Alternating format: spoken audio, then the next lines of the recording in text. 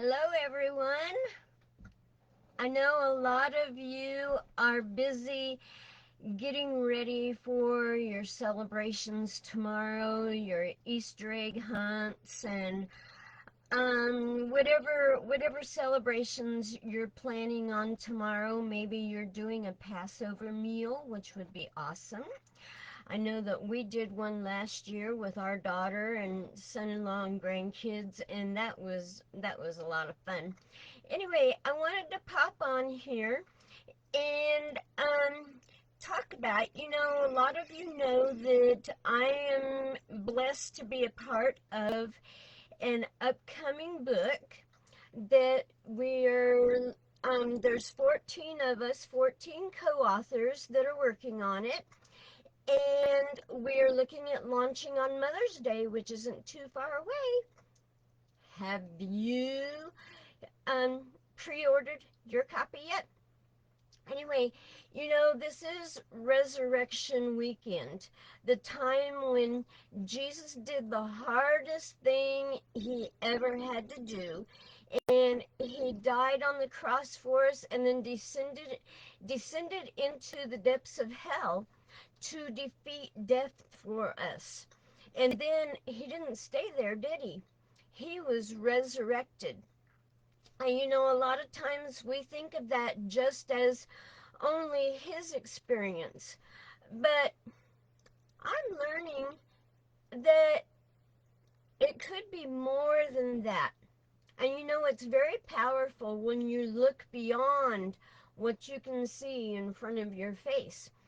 And so I wanted to get on and talk about how this correlates with the 14 co-authors that are working with me on this book, and how our stories are stories of resurrection.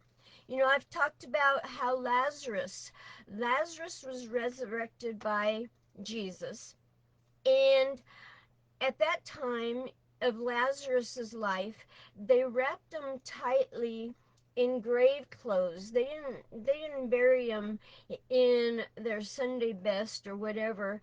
At that time. At that time, they wrapped him up in a big long piece of cloth and just wrapped him up tightly and put herbs and things like that in there.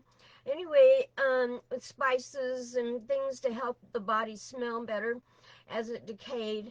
But anyway, Lazarus was resurrected. Why can't we be resurrected? And so, these stories that each one of us co-authors are sharing, these stories are how we have been resurrected. And some of us are still in the process of the resurrection, the unraveling of the grave clothes that have been wrapped around us so tightly for so long. And I encourage you, get copies of this. Teachers go through a lot during the school year, and I was a substitute for 10 years, up to third grade. And so I understand a lot of what they go through, and I do book fairs in the schools. So I'm still involved with the teachers and still hear the struggles that they go through. And some of them have to be there like 7 o'clock in the morning and don't always get to leave the building until 4 or 5 o'clock in the afternoon. Sometimes they only get a 30-minute break. How would you feel if you were involved with a classroom of sometimes up to 40 children and you only get maybe a 30-minute break all day long? Are those wrapping up grave clothes? Could that be a way of wrapping up grave clothes on that teacher? This would be an awesome gift. I know a lot of families give end of the year gifts to their teachers, to their child's teachers. This would make an awesome gift for that. I'm also making an announcement. I have been inspired to start working on a study guide to go along with my chapter in this book. And I want you to be a part of that. And I may be offering some specials. I'm still working through that. I did work on some of the content for that. I worked on that already today. And I'm still working through some offers. Buy one, get the study guide free. Who knows?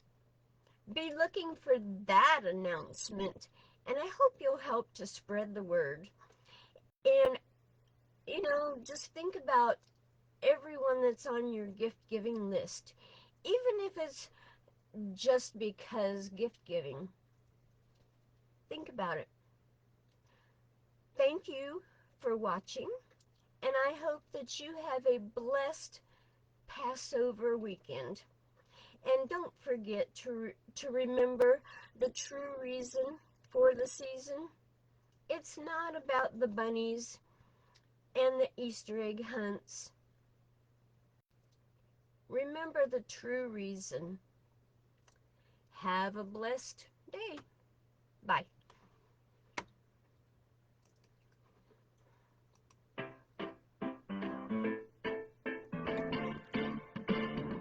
My story carries fire higher.